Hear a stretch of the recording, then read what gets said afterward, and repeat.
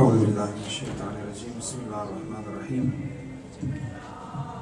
الحمد لله أوله بلا أقل كان قبل وآخره بلا آخر يكون بعده الذي قصرت عن رؤيته أبصار الناظرين وأجزت عن نعته أوهام الواصفين ثم الصلاة والسلام على سيدنا ونبينا حبيبنا وطبيب نفوسنا أشرف الأنبياء والمرسلين أبي القاسم المصطفى محمد اللهم صل على محمد وعلى الطيبين الطاهرين المعصومين المظلومين ولعنة الدائم على أعدائهم وغاصب حقوقهم ومنكر فضائلهم أجمعين من قضاء إلى قيام يوم الدين.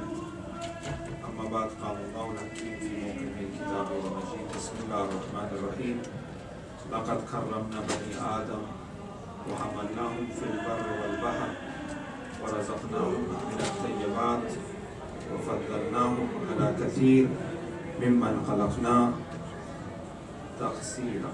صدق الله العلي العظيم. اللهم صل على محمد وعلى محمد.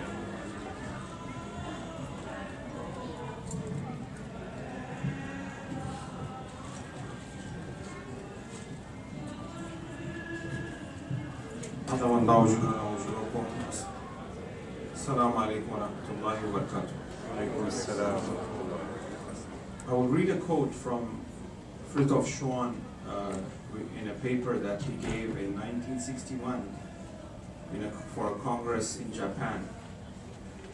He says that which is lacking in the present world is a profound knowledge of the nature of things. The fundamental truths are always there, but they do not impose themselves in actual practice because they cannot impose themselves on those who are unwilling to accept them. So therefore, what we are lacking today is a profound understanding or knowledge of things that are in us and that are around us. If we have that ma'rifah and knowledge and understanding, then obviously, these things will become a remedy for us. It will bring a change in us. It will guide us towards our purpose in our life. It will answer us to the questions that we ask, such as where we come from, where we are, and where we are going.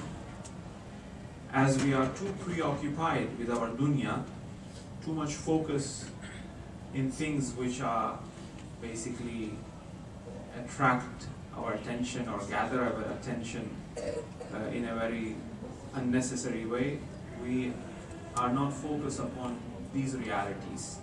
And the thing which he mentions here is that these things, they do not impose, the reality or the truth doesn't really impose themselves on us, because there is la ikraha fi din, as the Quran clearly points out to.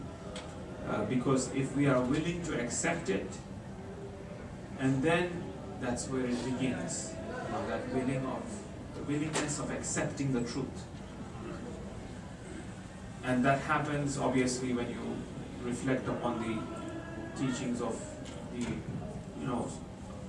scholars of akhlaq, as they say, which is the awakening, or the yaghza, they call it. A person wakes up and he has that will to really accept the guidance and the truth, and then it takes. So therefore, these nights, as I mentioned last night, are very important nights, and they become the source of hidayat, of guidance, of light, of changing our path, changing our destiny to a greater extent. If we have the understanding of these nights and the value of these nights, if we respect them, if we really know what we really are doing. Once the sixth Imam was basically cancelled his lesson because it was a day of majlis of Imam Hussein due to martyrdom of an Imam perhaps. The students of his passed by the class in which he used to teach, and there he notices that Imam is not there, he's not teaching. So they did not come to that session, to that majlis or gathering that was going on, and they left. Next day, they came to the class. So Imam asked him, the sixth Imam asked them, that where were you? They said there was no class, there was majlis going on, and you were not there. So Imam says that, how can I dare going further from the place where people take their shoes off when my grandmother is there, when Fatima is there? So in these gatherings, the gatherings of Imam Hussain alayhi salam, particularly, Shahadat of Imam Hussain as we are commemorating, are the gatherings in which Fatima comes. Imam Sajjad alayhi salam, when he used to have the gathering, he will be at the place where they take the shoes off to welcome the guests, and at the same time indicating or pointing out to the importance of these gatherings. That the lowest place is where Imam is sitting. Imagine where the highest place of the gathering would be, which is, as they say, Balaya Majlis, Paina Majlis, which is where they take the shoes off. That's the lower place of the Majlis. Higher place of the Majlis is where people come and gather and sit as we are sitting here, right? So therefore, Imam would be at a place where people are taking the shoes off. So this means that this is a gathering of, Arshiyan, basically gathering of those who are, those who dwell in the Arsh, those who dwell in the Malakut, in the heavens. This is that place. Fatima coming into this place for attending the Majalis itself is an indication. When she comes with an entourage. She comes with all of the blessings and the angels that are there. They descend, for this gathering, for the sake of Imam Hussain alayhi salam. So if we have that ma'rifat and that understanding and that value of these majalises, then the response from this will be greater. We have to really reflect. Like for example, as they say in the Quran, when somebody gives you salam, return it in a better way. Add something. Wa alaikum salam wa rahmatullah, for example. This is not just for the salam. It's basically teaching us a lesson that if somebody treats you well, treat that person twice as well. Not just that if he gives you salam, that means you have to say wa alaikum salam wa rahmatullah. No. It is the question of treatment and kindness, and how a person have treated me. Then in return I have to treat him in a better way, much better way than he has treated me. So when we say that if we respect these gatherings, then obviously the return of the respect of this gathering will be higher. Like as I mentioned last night, when we say that Fatima and we respect Fatima, salamullah alayha, that it's not just Fatima and Fatima salamullah alayha that I have to respect in the majlis of Imam Hussain. But even the participant, even those who are coming to this majlis, I have to honor them, I have to respect them. If I respect them and honor them, it is as if I am respecting Fatima salamullah alayha. Right? So, some of the things are clearly mentioned to us. Some of those things that we have to really come to understand. What are they really trying to teach us? For example, Ghadir, in which the Prophet announced that Ali is my successor. That announcement and Ghadir is for those people who are thick in a way. The Prophet have to really announce that, right? Ali is the successor, is known from the very beginning of it, right? From the birth of Amirul Nabi is known.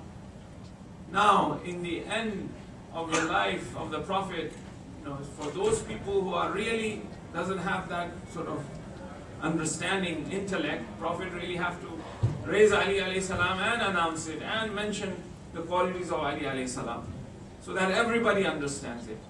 But for a person who is intellectual, for the person who understands, such as they were, Salman, Abu Dhar and all of the ashab, there's no need of that. Continuously Prophet have mentioned from the first invite, who will be after you? Ali alayhi salam stands up 3 times, isn't it? And then Prophet also says that he will be the Khalifa right at the very first invite. And then after that, many instances we have seen, the chapter of Surah Tawbah, Barat, and Marhab, and all in all. So, for example, when it says that if somebody gives you salam, in return you should return the salam in a better way, it's not just for salam, but rather it is for other things as well. That is for those people who are thick, for them letting know that, okay, if they give salams, Baba, you have to reply them in a nicer way. Some things are pronounced, are informed to us so that we do not miss on those things. But people who have knowledge, people of intellect, people who reflect, will clearly understand that even if somebody treated me in a nicer way, I have to treat them in a much better way than he has treated me, inshallah. Salawat ala Muhammad wa Muhammad. Now, as we have gathered, in these gatherings, and for sure what we find in these gatherings, in these majalis, is that, as in reality, there is no activity without truth.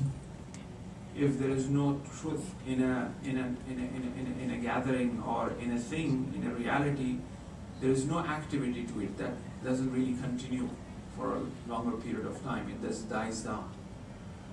And in these gatherings, we find that haqq and truth in it. And that's why we find that so much of energy, so much of things really changes.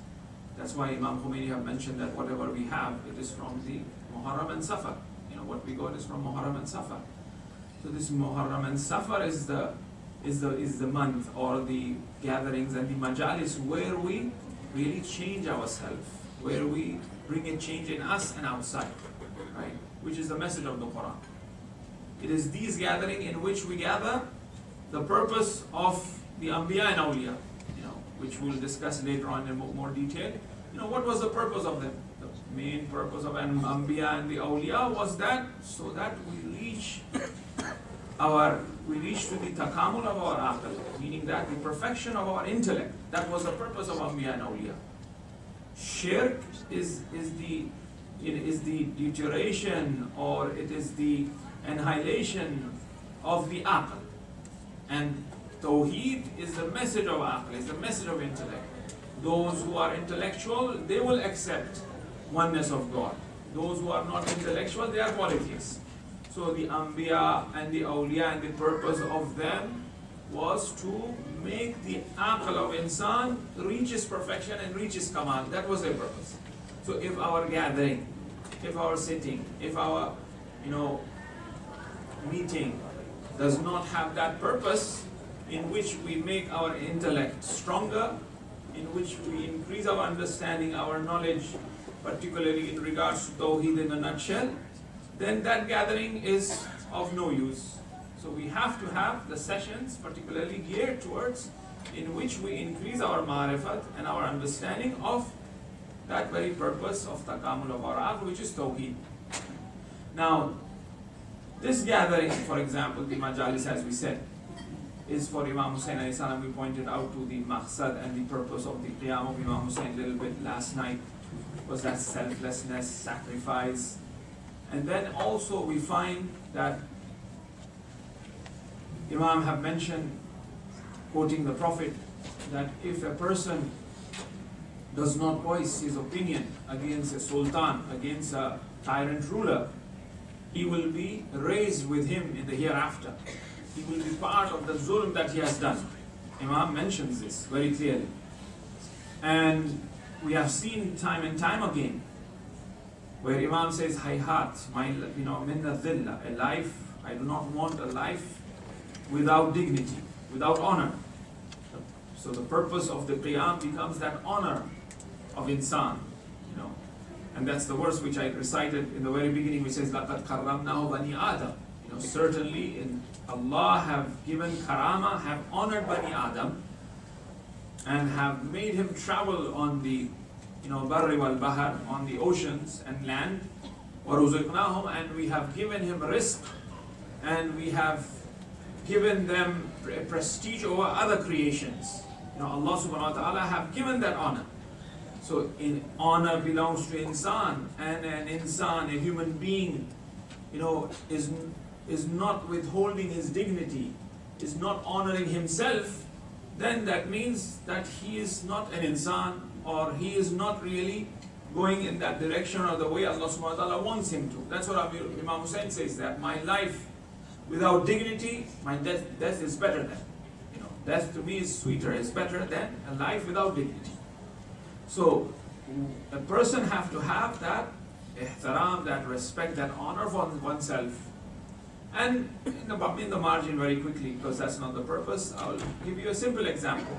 When I'm using that restroom and I leave that restroom, it really depends that am I honoring myself or not? Am I respecting myself or not? If I leave that room, I clean it before I leave, that means I'm having my respect for myself. So even it goes to that point. I will have that honor. If somebody goes after me and then they say that, oh, this man came from this restroom, look what. He will have no honor for me. He will have no respect for me when he sees me in the alley, right? So I have to, the way I should behave, the way I should carry myself is with that honor and respect for myself.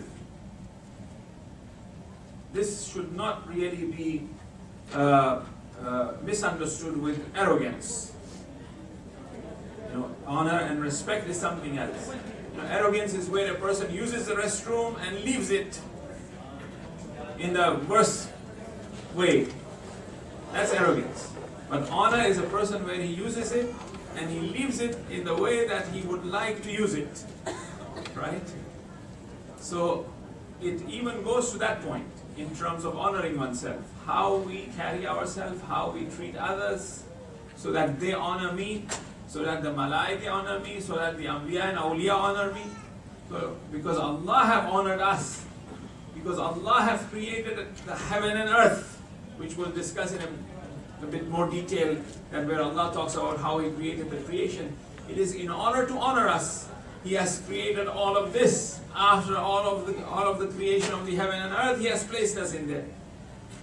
Right? He has prepared the heaven and earth, then He welcomed us. Look how important insan is. That after creating this heaven and earth, He welcomed. As He welcomed, it is insan who makes this world. It is insan who makes barzakh. It is insan who makes qiyamah. It is insan who makes jannah. It is insan who makes hell. So He created this dunya and this heaven and earth, and then He invited man. And then He welcomed insan in there. Now it is me. Now it is insan who have to make the barzakh, who have to make the dunya, who have to make the barzakh, who have to make the hereafter, akhir. Right? So it is in that honor of an insan.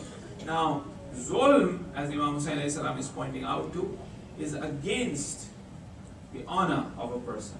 And to not voice one's opinion and to bear zulm and oppression is also that. And particularly now, when we look at the issue of Kashmir, or Yemen, or Bahrain, as there is a very beautiful hadith from Abu Abdullah Hussein alayhi salam, he says that, Al-Fuqaha Umana'u Rasul. Fuqaha are considered to be those who are the representatives of Rasul. Ma lam yadkhulu fi dunya, until dunya doesn't enter them. And then ma dukhuluhum fi dunya, and then if dunya enters them, qala idba'u sultan, then they will follow the sultan. They will accept whatever the khalifa or the sultan is saying. The fuqaha, the ulama, the scholars have a greater role to play. Now when we look at the Muslim world today, particularly in regards to Kashmir, we find no one but the Maraje from Qom and Najaf voicing their opinion against the zulm that is taking place in Kashmir, in Yemen, in Bahrain. And those fuqaha who are voicing support and giving gifts of honor, of highest reward to the Prime Minister of India in UAE and Saudi and here and there. It's very unfortunate to see that. that the Muslim world is celebrating the tyrants, the people who are oppressing Muslims. So the lessons that we learn to voice our opinion against the zulm that we have seen right from the very beginning up until now is from the Majalis of Imam Hussain alayhi salam. That we are reminded that we are the one who are with the oppressed ones, not with the oppressors.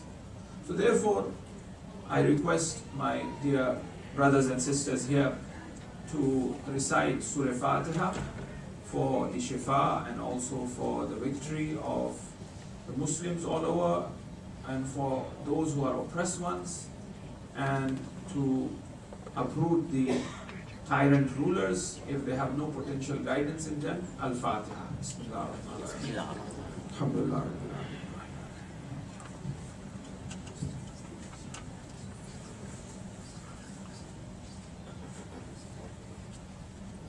Recite 3 salawat for me, please.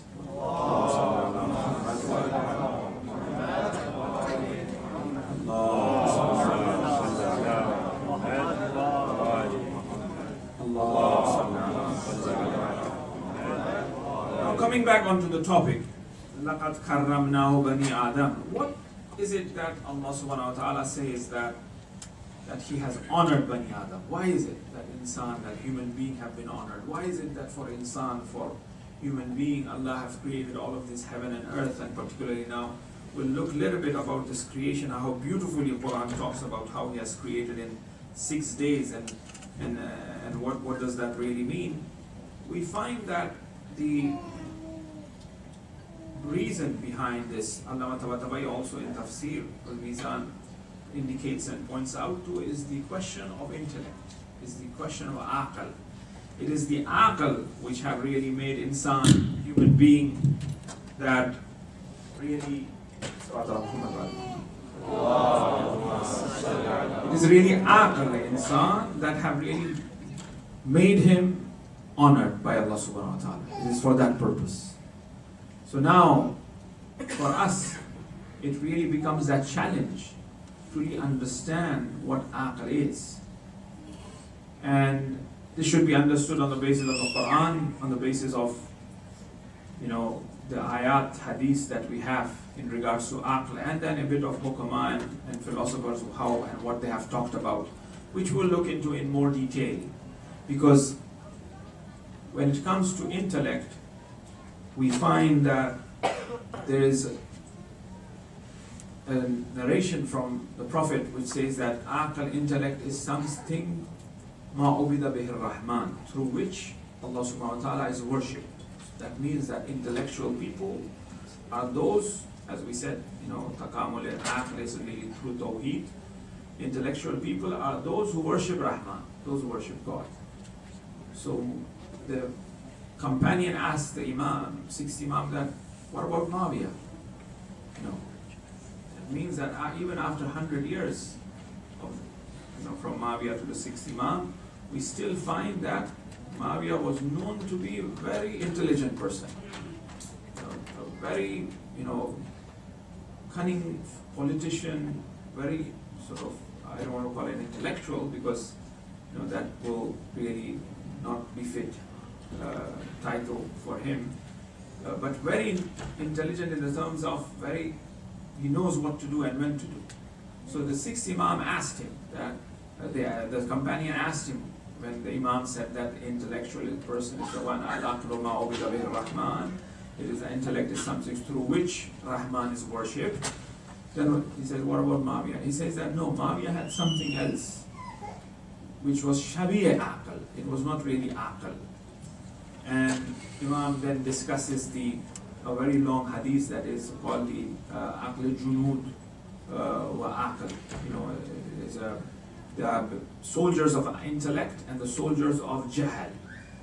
And the battleground is really insan, where it takes place. We are not going to look into that hadith, however, we'll define what aql is and look into what intellect is and how it is defined in aql nazari, theoretical aql, aql amali, practical aql, and how does that differ. However, prior to that, I just wanted to briefly go through the creation, this whole creation that Allah have created and how powerful this creation is, and how Quran describes about it. It's really fascinating as it talks about that, fi sittati ayyam, Allah have created the heaven and earth in 6 days.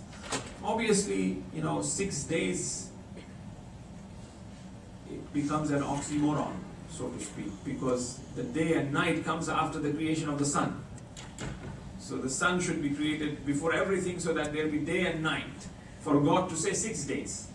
But Allah said, He created the heaven and the earth in 6 days. Even the sun and, celestial bodies that were there before even the sun, that all were created in 6 days. So it's actually a metaphor. Days is not exactly the 24 hours as such. But the exegists have mentioned that this could really mean 6 stages. Or even if we say days, this is the Quran in another verse which says that the day of Qiyamah, say Yawm al-Qiyamah, the day of Qiyamah is equivalent to more 50,000 or more than 50,000 years, earthly years. Even that he calls it day of Qiyamah, just one day, but which is equivalent to 50,000, years or more. So obviously, the time near Allah subhanahu wa ta'ala is different. The calculation of time, the way Allah talks about 6 days, is actually 6 stages. It's not 6 days as just 24. It's very symbolic. The problem with us is the understanding and the way we approach Quran. Quran is an amazing book. It's a really fascinating book. It is a book of law where the fuqaha take law from. It is a book of philosophy where the philosophers understand philosophical principles from. It's a book of history. Stories of the Prophet are there. People look into Quran for the sake of history. It is a book of spirituality, ma'nawiya, irfan, to have that deeper understanding of the existence of God. Aynama tuwallu fasamma wajhullah. Wherever you turn, there's a face of God. What is this talking about? Or wa huwa ma'akum aynama kuntum. Wherever you are with you is Allah. Or Allah is nearer to you than your jugular vein, for example. So it's a very mystical book. Then it is a book of etiquettes, akhlaq, where we really learn akhlaq, from the Quran. It is a book where people extract du'as from, and sort of certain amal in order to get rid of certain evil spirits, for cure, for shifa, to cure oneself, recite this verse, that. It is a book that is so powerful that it is providing so much of different fields of knowledge, right? Even just now, the brother read Surah Kahf, for example. When he started reading Surah Kahf, if you can even look at it, for example, just let me read a bit from Surah Kahf, recite al-Salawat al-Muhammad wa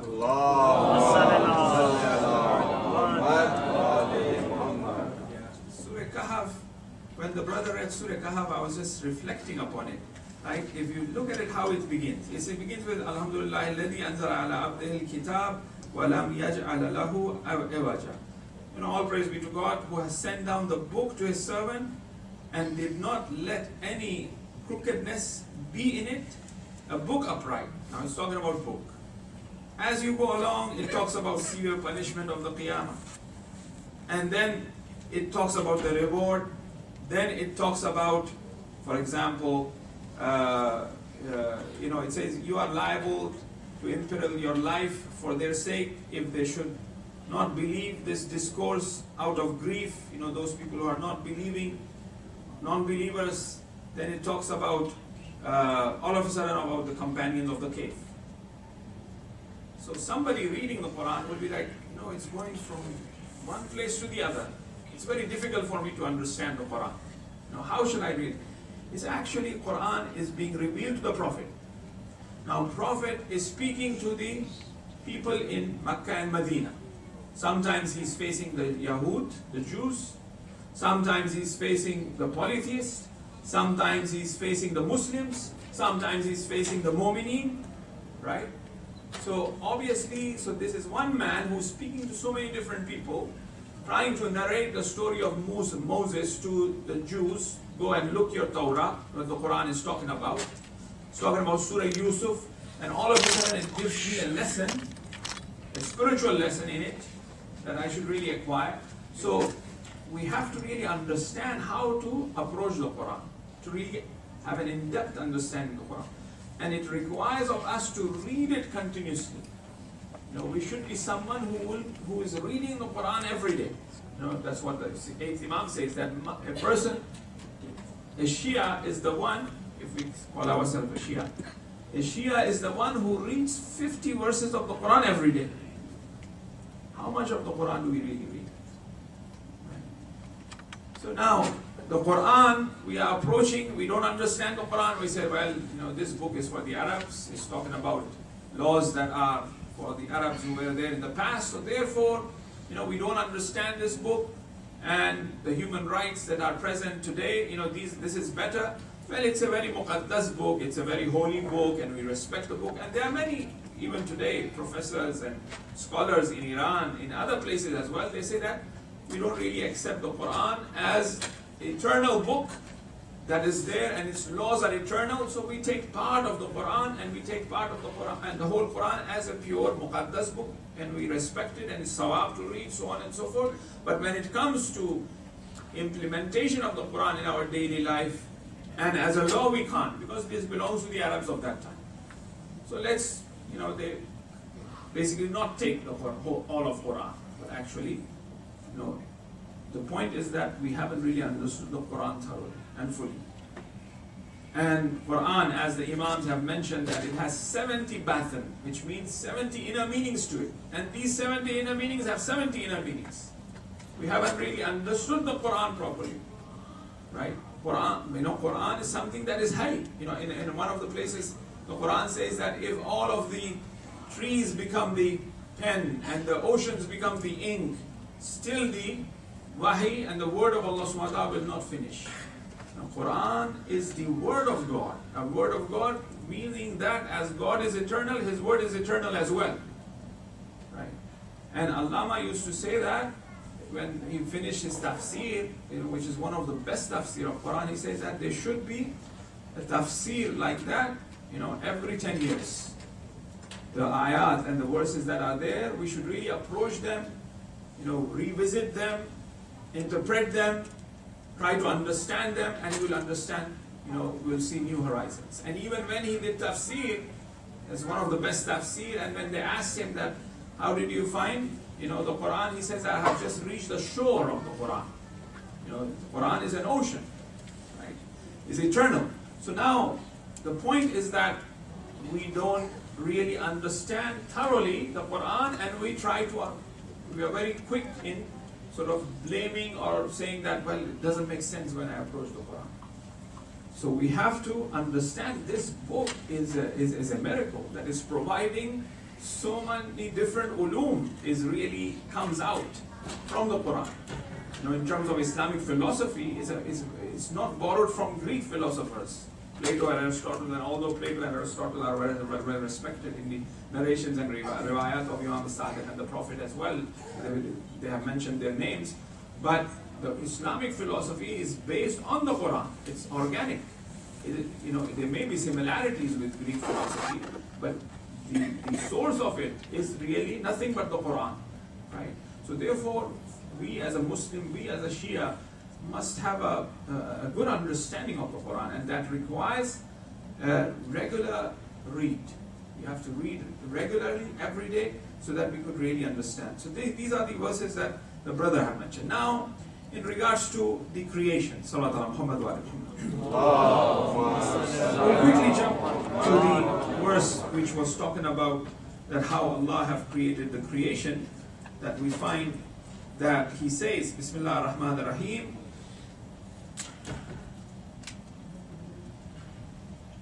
after giving thorough detail in Surah Fussilat, this is in Surah Fussilat, Surah number 41, where He talks about, Hamim, and a gradually sent down revelation from Rahman and Rahim. It's a book whose signs have been elaborated, an Arabic book. Now once again, it's in Arabic for a purpose, for a reason, because Arabic is a language which is able to transfer the message of Allah subhanahu wa ta'ala to the perfect sense, just like how insan is able to manifest the divine qualities in the perfect sense compared to other beings, compared to other creation, insan have that quality to really manifest, to really reflect God in the perfect sense. Once he become insan kamil, that's why we find Ahl Bayt alayhi salam, they themselves mentioning that Nahnu Asma'ullah, we are the names of Allah subhanahu wa ta'ala. Is Ahl Bayt, insan is able to do that. In the same way, for Arabic becomes that language in which that message of Allah subhanahu wa ta'ala could really be transformed, could really come into some sort of form, right?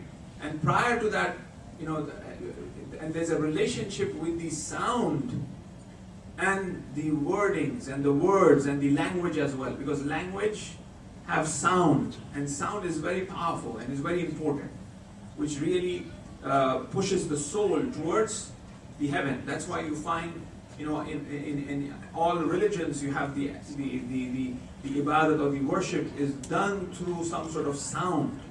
Like in the mantras within the Hindus, as they use the name of God, the Zen Buddhists, they tend to use some sort of sounds in order that they uplift the soul. That is why the importance of recitation in the correct makhraj when a person is praying salat is also very important. They say this one of the conditions, one of the rukun, not one of the major rukun, which are 5, and one of the arkan of prayers, which are in total 10. One of the arkan is that one should really recite the recitation of Hamd and other surahs in the proper makhraj. They have to have right pronunciation of it. It's very important because of that sound that is within and must be recited in Arabic. If there's a Chinese person, there's a Malaysian, there's an Indian or Arab, they all have to recite in Arabic. That is conditioned, that is a must, right, for the prayers to be right. It is because of this purpose that it has certain spiritual elements in it which really pushes the soul of a person towards Allah subhanahu wa ta'ala. Now, when we look at it, that's the purpose of Arabic. That the Quran have been revealed into this language of Arabic. Bashirun wa nadhira fa'aradna aktharahum fahum la yasma'un. And it is a book for the people who have knowledge, a bearer of good news and a warner, but most of them turn away. فَأَرَدْنَا أَكْثَرَهُمْ فَهُمْ لَا يَسْمَعُونَ. So they do not listen.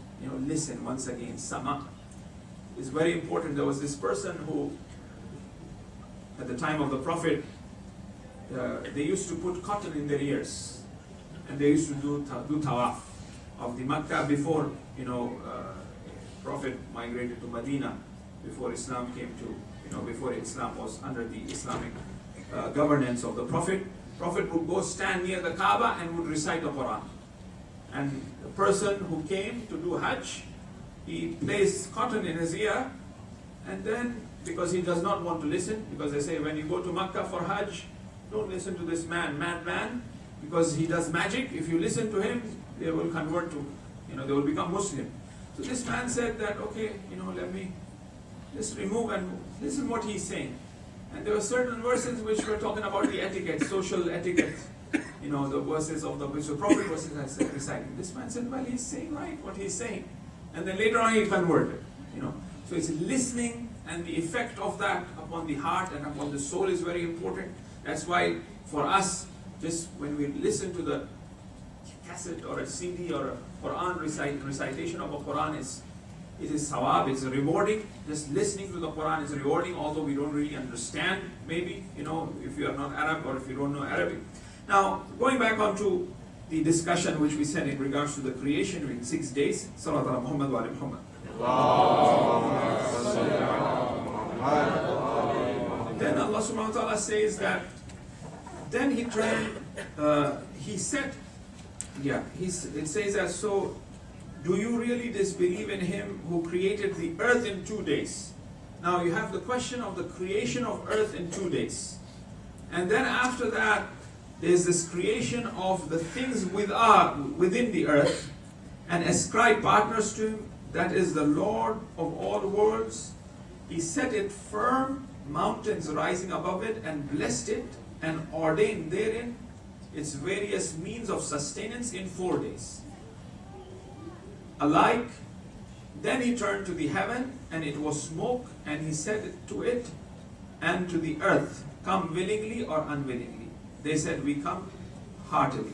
So now the creation of the earth in this verse in Fussilat talks about 2 days. In another verse in Surah Baqarah it talks about the creation of the heaven and earth in 2 days. And then the 4 days which he talks about how the elements within the earth, such as the compound elements, such as the minerals, such as the haywanat, the animals, and such as the sustenance of these animals or human beings being placed in earth, that took place in 4 days. So this 4 days of creation of the things which are within the earth, and for human beings and for insan what is there, and then the creation of the heaven, it talks about an earth together in 2 days as well. So 4 days for the minute sort of details that exist within, and 2 days which talks about the creation of heaven, which is once again indicates the SABA samawat as well. There's 7 heavens. But what we see in terms of the heaven right now, as Allah says that I have beautified the heaven with stars and with lamps. This is just for the first heaven. وَزَيَّنَّا السَّمَاء, it says, not samawat. I have beautified the sama, I have beautified the heaven with stars and lamps and so on and so forth. It is just for the first heaven. But it talks about 7 heavens as well. In Surah Baqarah, Allah subhanahu wa ta'ala talks about وَهُوَ الَّذِي خَلَقَ لَكُم مَا فِي الْأَرْضِ جَمِيعًا ثُمَّ اسْتَوَى إِلَى السَّمَاءِ فَسَوَّاهُنَّ سَبْعَ سَمَاوَاتٍ. And then there are 7 heavens. So what we see is just one heaven, and there are 7 layers of it. Now some of the exegetes have said that this 7 is actually talking about, as a number that is indicating or symbolizing a lot. Something a person should do it a lot of times. They say 7 times I have done something of that accord. However, the majority of the exegetes, they say that no, actually it is pointing out to the 7 layers of the heaven. And what we know and what the scientists have recorded or have the knowledge of today, in terms of the stars and the light years and so on and so forth, is just the first heaven. It's just the first heaven. It's really fascinating. All of this, Saba Samawat, 7 heavens, and the earth, 7 earths, 11 layers of earth also, as we talk about in many du'as as well, is for what? It's for that insan. It's for that human being that He has placed here. And then after placing that insan, He says, وَنَفَخْتُ فِيهِ مِنْ رُوحِي, and I have blown into Adam my spirit. He doesn't say in regards to other creation that I have blown into him my spirit. But when it comes to insan, He has said that. Look how much Allah have honored us. How much He has really respected us and given us this life. And He has made us the Khalifa. He has made us His representative, right? Now, it requires from our side, once again, to really reflect upon why and what is the purpose of it. As one of the narration says that Allah created everything for you, and He created you for Him. So our creation is for Him. And now, what does it really mean? Our creation is for Him, which He points out to مَا خَلَقْتُ الْجِنَّ وَالْإِنسَ إِلَّا لِيَعْبُدُونَ. Once again, I think it's in the end of Surah Fussilat, where He says that I have created you for His ibadat, which actually points out to the ibadat worship does not come without ma'rifat and without understanding. Now this ibadat also should be the way that how the Imam have done, as we have the Imam, which is selflessness. Imam Hussain alayhi salam in Karbala have done that greatest ibadat, right? And this ibadat of his is really selfless. That's last sajda of his, as we were talking about. That is why when we recite prayer, we say Iyyaka na'budu wa iyyaka nasta'in. We don't say I must. We don't say abudu. We say na'budu. There's no me here. There's no I here.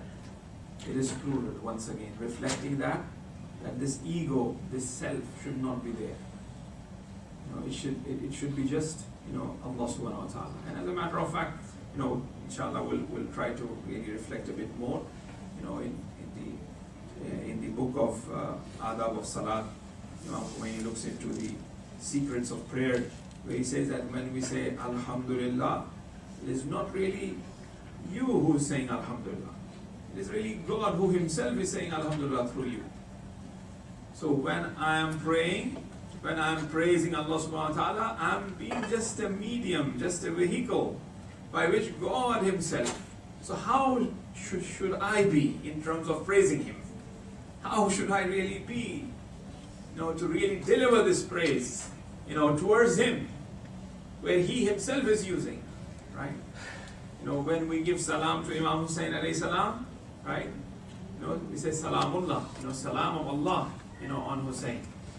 So I am just nothing but a medium of that salam which is coming from Allah.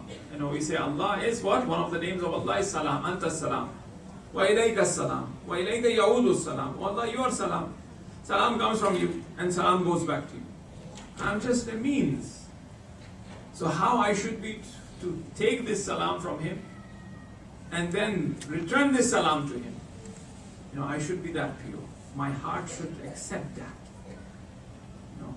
And that will come about with the ma'rifat, with the understanding of this phenomena that God have placed in insan, which is aql, which is intellect, which will reflect more in the nights to come. That what is this aql? That Allah have placed in us, that Allah have really provided us with. Inshallah, we'll try to look in more detail and how this reflected in the plain of Karbala, and how does it differ from ishq, from love, from muhabbat, which talks about, which talks about, which God talks about in the Quran, and also in Karbala we see that it was nothing but that love, as Imam Hussein, while he was falling from that mount, the last prayers of his, he says, out of love of you, for your love. And in many of his speeches, we find that, Imam Hussein says, for love. You know how much I love prayers. You know how much I love Amar bil Maruf. For me to die in Karbala is more lovable than they ambush me near Makkah, because the sanctity of Makkah should. So he uses over and over again the term of love, right? And how love differs from ishq, from aql, because they say that aql, a majnoon is a person who does not have aql, but actually, as in reality, a majnoon is the most intellectual person, which we'll look at it, inshallah. And that's what Imam Hussein did. He provided his companions and to us today to really reflect upon this unique reality and to be part of this message of Imam Hussein, which is universal, which we talked about. And a universal message is an intellectual message. And when we look at whether they be little children like Muhammad and Ibrahim, the little ones of Hazrat Muslim, or whether that be Muslim himself, or whether that be a 6-month-old Ali Asghar, or a 90-year-old, or Habib, Muslim ibn Awsaja, who couldn't even sit on the mountain, but they have to tie his feet to the steed, so that he sits there, to fight. He has to tie his eyebrows, to his forehead with a thread, so that the eyebrows does not fall on his eyes. That old man, fighting for Imam Hussein. So it's all a battle of aql against jahal, against ignorance, against arrogance.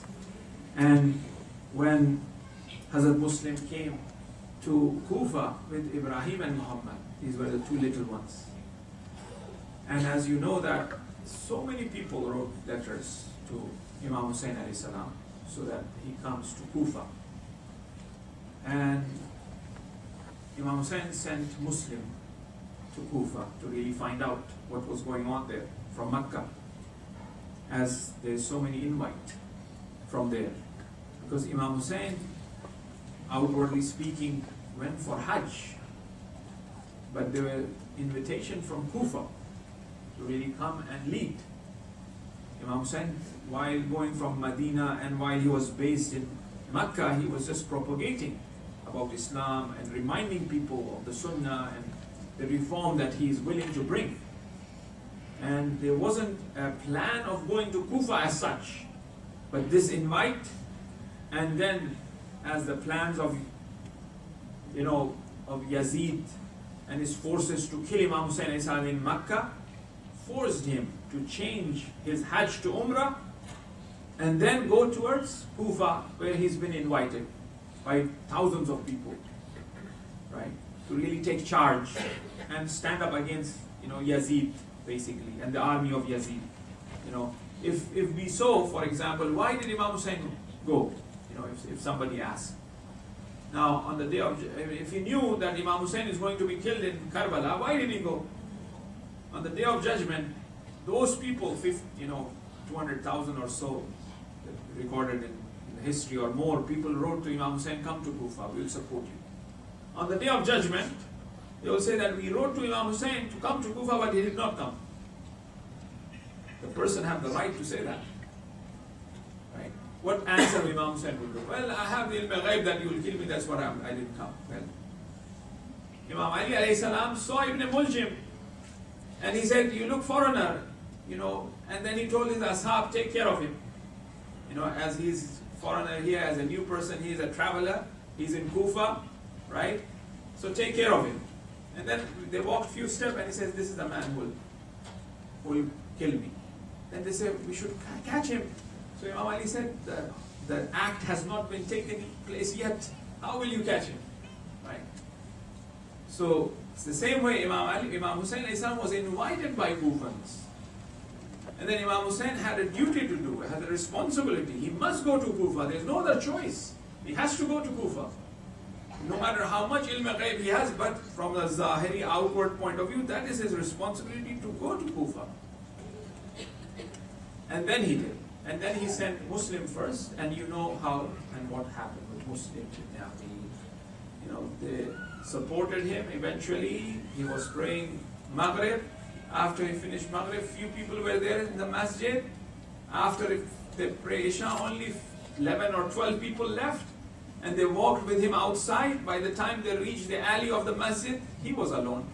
They walked a little bit and they left him alone. And then he took refuge in that house of an old lady. And then how he was tricked and trapped and caught by the forces of Ibn Ziyad and taken near Ibn Ziyad. And then when Ibn Ziyad asked him, what is your will? He says that, give me some water. They brought water to him. And then he wanted to drink. As he was bleeding, as his tooth was broken, the blood came into the water, so he left water and did not drink. Because he wants to be part of the ashab of Imam Hussein who did not drink water and they were shaheed. Right? But the shahadat of Muslim is a very, very latif, very subtle, very unique, because Muslim is alone. Other shuhada were there in Karbala with Imam Hussein, with family, but Muslim is alone. And when Muslim is taken up to the roof of the castle, he looks towards Imam Hussein alayhi salam. He gives salam, that salutation. He says, Assalamu alaikum ya Aba Abdillah. And Imam Hussein is towards the, going towards Kufa. Quickly Imam Hussein calls the little girl of children of Muslim to the tent. And Imam Hussein alayhi salam started being very kind towards these girls. And then Hazrat Sakina asked, or Ruqayya asked that, oh Baba, why are you so kind towards the children, towards the girls of Muslim? And Imam Hussein says that they have become orphan. They have become yatim. This little 3-year-old, 4-year-old girl doesn't know what yatim means, right? But she saw the love that Imam Hussein is giving to the cousins, to the little girls, because they are yatim. And the day came, on the day of Ashura, when Imam Hussein was leaving, and he says to Sakina, or Ruqayya, the youngest daughter of Imam Hussein, that, oh Ruqayya, you will be yatim. So here she says that, oh Baba, I remember you were very kind towards the children of Muslim, towards the girls of Muslim. Can you be kind the same way? Because I will become yatim. Then Imam Hussein placed Sakina on the chest and she went to sleep. And then she wakes up and she says that, Baba, I will not stop you now, go. because I saw Rasulullah in the dream, and the hour have come, and don't stop to say. And then, these dreams were an indication of the success and of the kamal, the perfection that they will reach. Ibrahim and Muhammad, the two little ones, in the house of the soldier whose wife was very loyal towards Ahlul Bayt alayhi salam, had a dream. They saw in the dream Muhammad and Ibrahim that their father, and they are saying, "Oh children, you are coming too." They got scared and they were crying as they were guests in the house of this person. This lady had brought them because they were planning to join the caravan which was going to Medina. They were taking refuge in the house of Hani, who was one of the companion of Imam Hussain alayhi salam, and eventually that did not happen. So they hid themselves in the tree, and this slave girl came to fetch some water in Furat, and then they saw these little ones, their reflection in the river, and they called him and they say, my master, or my lady master, she is really loyal and towards Ahlul Bayt. Don't worry, you come with us tonight, and then tomorrow we'll sort out what we can do. So when she took them, these two little children of Hazrat Muslim, to the house, they were given a room and they were sleeping in there. However, the husband comes back, and he was one of the soldiers of Ibn Ziyad. And he was really upset and disappointed, because he says that my horse died looking for these two little ones, because Ibn Ziyad have said that there is some sort of great reward if we catch the children of Muslim. And eventually in the middle of the night he hears two little ones crying, and they were crying because they saw their father in the dream, and they were very much worried about their future. And this man comes in and he looks at these two little ones. They started saying that we are your guest. And Rasulullah says that you have to honor the guest. However, he honors the guest with slapping these two little ones. And he tied them to the pillar. And he says that tomorrow morning I'm going to take you to Ibn Ziyad and get my reward. However, he couldn't wait till morning. Even before Fajr, he took them to Furat. When he took them to Furat, Muhammad and Ibrahim, and then he asked that what do you want to do before you die? He says that it is time of Fajr now. Allow us that we pray Fajr before we kill us. Then they prayed Fajr, and after they prayed Fajr, Muhammad, who was the oldest one, he says that you should kill Ibrahim before you kill me, because he's the young one. You see how a big older brother tries to protect the young one, not just from the dunyawi, worldly point of view, even from the imani point of view. He says that if he sees my head is severed, he may get scared and he may lose the iman. So he says that kill Ibrahim first in front of my eyes, and then you kill me. So this Maloon, this man, he chops the head of this young brother in front of the younger brother, in front of the older brother. And then after that he kills Muhammad, the older one. And their bodies were thrown in the Furat, and their heads were thrown in the Furat.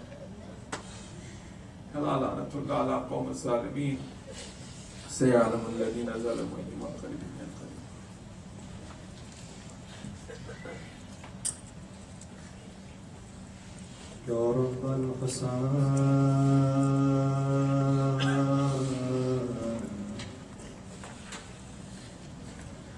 بحق الحسن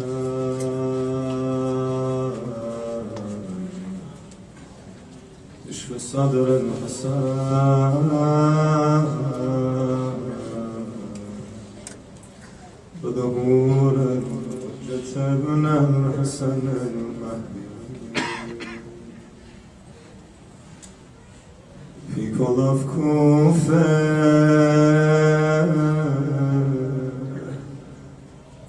are so unthankful. They broke their promises. They are not shameful. They have betrayed me. They are killing me. They will betray you, Hussein, and they will kill you. Hussein Fatima, Hussein Fatima, don't come to Kufa, don't come to Kufa. Hussein Fatima, Hussein Fatima, don't come to Kufa, don't come to Kufa. In the last moments of the life of Muslim ibn Aqil, they saw that he is crying. One of the soldiers said, Muslim, you should have thought about this moment when you took arms against the governor. Muslim said, I'm not crying for myself. I'm crying for my master who's coming to Kufa with his children, with Zainab, with Sakinah. السلام عليك أيها العبد الصالح. Salam to the Qarib martyr of Kufa. الشهيد الفقيد المظلوم المغصوب حقا. Among the ziyaratname of all the martyrs of Karbala and Kufa, the ziyaratname that is most similar to the ziyaratname of Mother of Sadat is the ziyaratname Muslim ibn Aqil. Hazrat Fatima was the first shaheed of Vilayat, the one who was supporting Imam Ali. Just like Muslim was the first shaheed supporting Imam Hussein. Ubaydullah was informed where Muslim is hiding in the house of Torah. He sent 300 of his best soldiers, of his commanders, to go and capture Muslim. They couldn't do it. The Maqtal said, يَرَمُونَ الدَّارَ بِالْحِجَارَةِ. They began throwing stones inside the house to force Muslim to come out. He didn't come. Then he came, they came with the new plan. They burned pieces of branches and woods, began throwing fire inside the house of Torah. The Muslim looked at Torah, the house is burning. Muslim is not gonna stand to see a house is burning while a lady is inside. He came out. Oh, the unfaithful people of Medina. So it wasn't harmed at all with the fire. But her mother, the mother of Sadat, was behind the door, the burning door, crushed between the wall and the door. Nobody touched the ram, nobody harmed the ram, but they kicked the mother of Sadat. They slapped the mother of Sadat. Ya Zahra, Ya Zahra, Ya Zahra. These nights, if you have any tears, it's because of the blessing of Mother of Sadat. Assalamu alaykum أيتها الشهيدة الصديقة. السلام عليك يا فاطمة الزهراء بنت رسول الله, بنت رسول الله.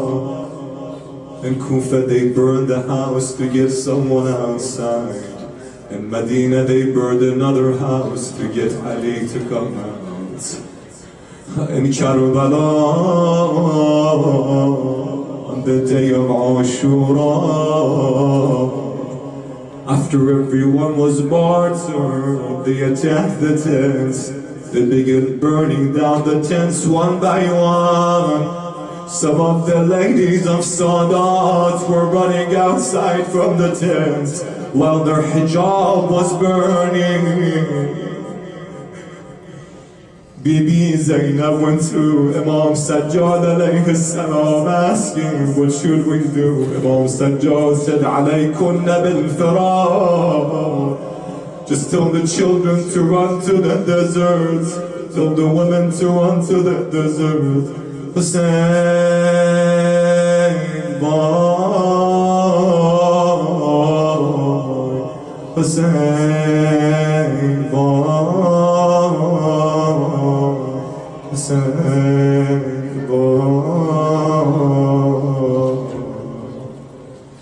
There is no haya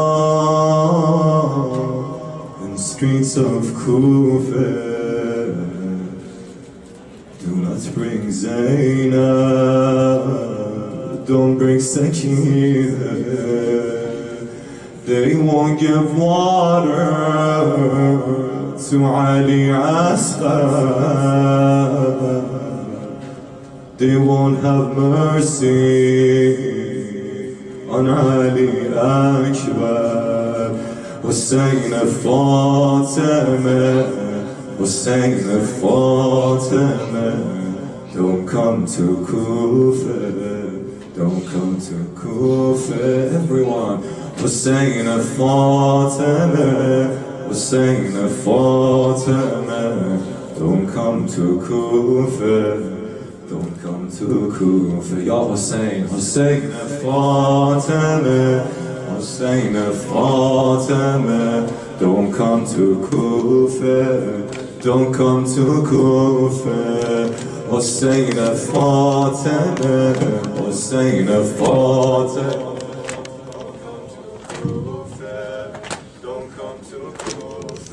Hussein, don't come to Kufa,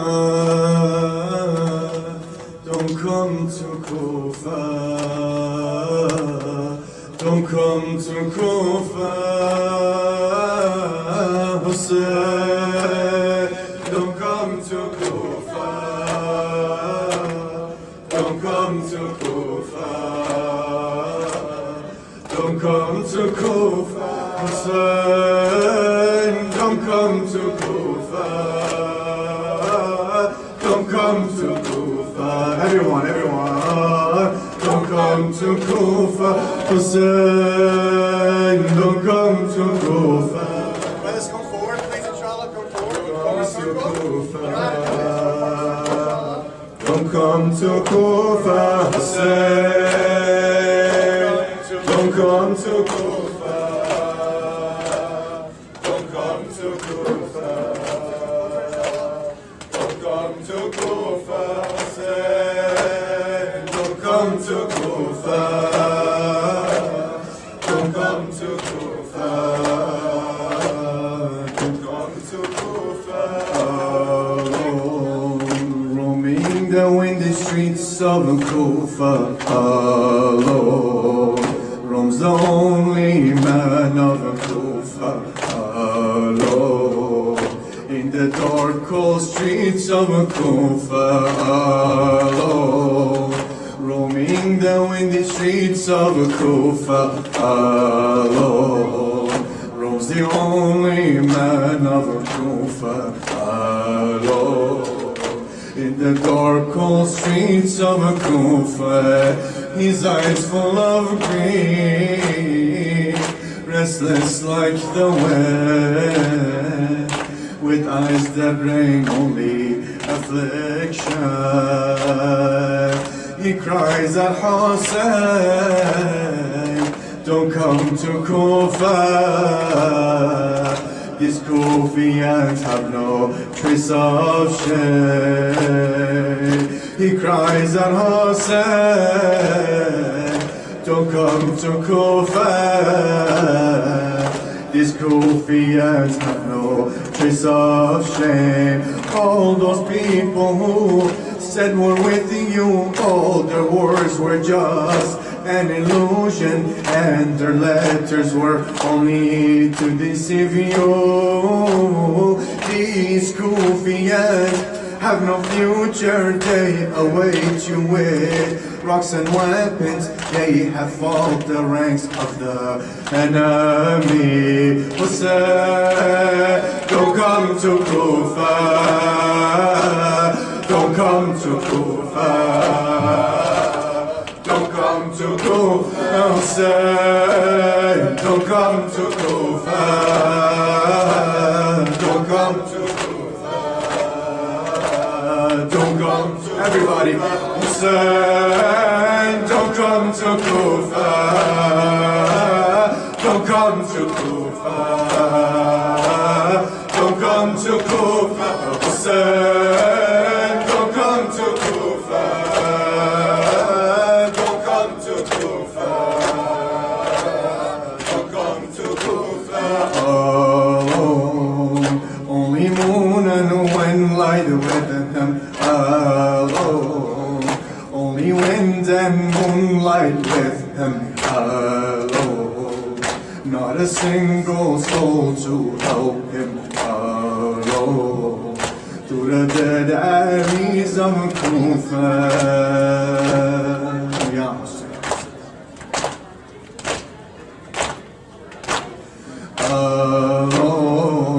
The night of Kufa has now set in alone. A trace of fear has come over alone. Roams the only man of Kufa. Yes. Kneeling on the ground, weeping with despair, raising his hands, heaving on his head. Kneeling on the ground, weeping with despair, raising his hands, beating on his head. He cries out, Mawla, he cries out, Mawla, how can I reach you? He cries out, Mawla, he cries out, Mawla, how can I reach you? To tell you to stay away from here, to tell you to stay away from here. All the swords that soar to defend you, now they have risen up to behead me. There is not even one true man in there. All those hands that soar to feed you, now they have picked up rocks against me. Oh, the Scofians have no piece of shame. Hussein, don't come to Kufa, don't come to Kufa, don't come to Kufa. Hussein, don't come to Kufa. Say the Muslim, don't come to Kufa, don't come to Kufa. Hussein, don't come to Kufa, don't come to Kufa, don't come. Ay, Hussein, don't come to Kufa, don't come to Kufa, don't come to Kufa. Hussein, don't come to Kufa, don't come to Kufa, don't come to Kufa alone. Only wind and moonlight with him alone. Not a single soul to help him alone. To the dead alleys of Kufa, leaping from his womb, the thirst weighing down, walking confused, weeping through the night. He cries out, Mawla, he cries out, Mawla, oh please stay away, oh please stay away. This coffee All those houses that promise shelter, all their doors have shut. They have left me hungry, roaming through the cold, lonely streets. All those promises of protection, now I see ahead. Prison and chains, oh my Mawla, please don't come to Kufa. Hussein, don't come to Kufa. Don't come to Kufa. Don't come to Ya Hussein, Hussein, don't come to Kufa. Don't come to Kufa. Don't come to Kufa. Don't come to Kufa. Don't come to Kufa. Hussein, Hussein, Hussein, Hussein, Hussein. لبيك يا حسين، لبيك يا حسين، لبيك يا حسين، لبيك يا حسين، لبيك يا حسين، لبيك يا لبيك يا حسين، لبيك يا حسين. Everyone, لبيك يا حسين، لبيك يا حسين، لبيك يا حسين. حي على العزاء في ماتم الغريب، حي على العزاء في ماتم الغريب، حي على العزاء في ماتم الشهيد، حي على العزاء في ماتم الشهيد، حي على العزاء. Lovers of أهل بيت، حي على العزاء في ماتم الحسين، في ماتم الحسين. لبيك يا حسين، لبيك يا حسين، لبيك يا حسين، لبيك يا حسين، لبيك يا حسين، لبيك يا حسين، لبيك يا حسين. حي على العزاء في ماتم الغريب. Everyone, حي على العزاء في ماتم الغريب، حي على العزاء في ماتم الشهيد، حي على العزاء في ماتم الشهيد، حي على العزاء. Lovers of أهل بيت، حي على العزاء في ماتم الحسين، في ماتم الحسين. I have come to Karbala to fulfill my promise to God, to be patient with all the tests, to show my devotion to God. I have come to Karbala to enjoin the people to good, forbid evil from Muslims, and to revive religion of God, to revive religion of God. حي على العزاء في ماتم الغريب، حي على العزاء في ماتم الشهيد، حي على العزاء.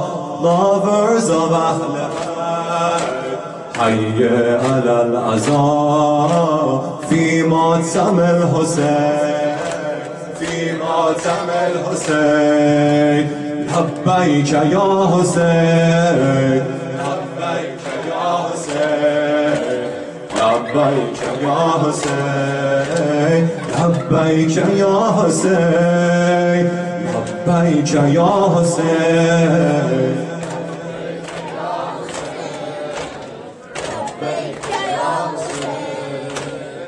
لبيك يا حسين I have come to Karbala to stand up for justice and truth, differentiate eternally the righteousness from the falsehood.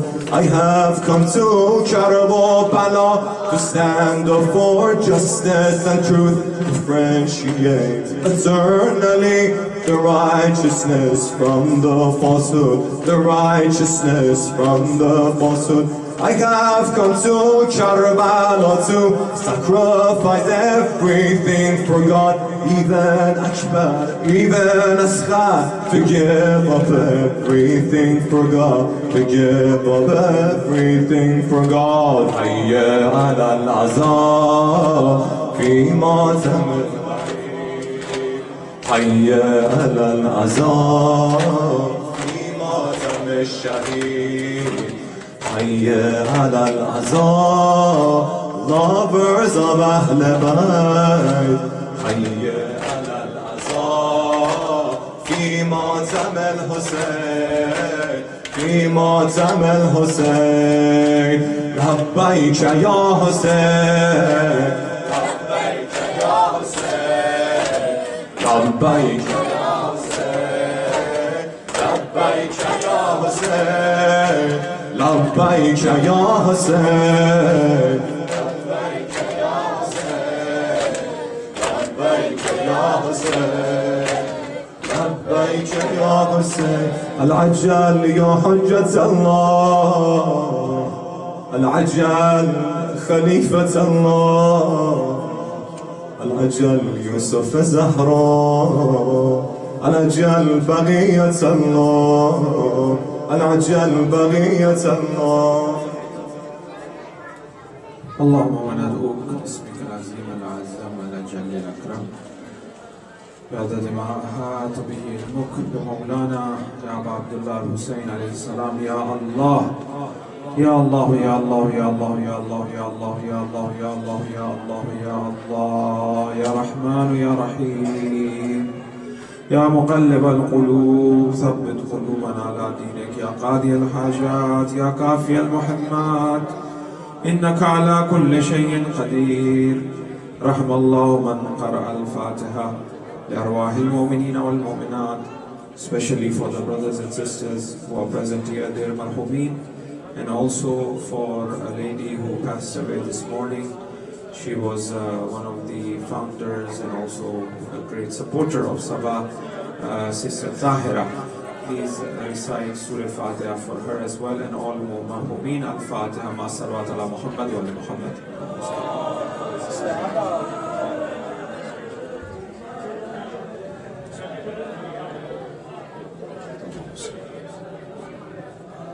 السلام عليك يا رسول الله السلام عليك يا حبيب الله والسلام عليك يا أمير المؤمنين والسلام عليك يا سيد المسلمين والسلام عليك يا فاطمة الزهراء فاطمة الزهراء أجرك الله أجرك الله.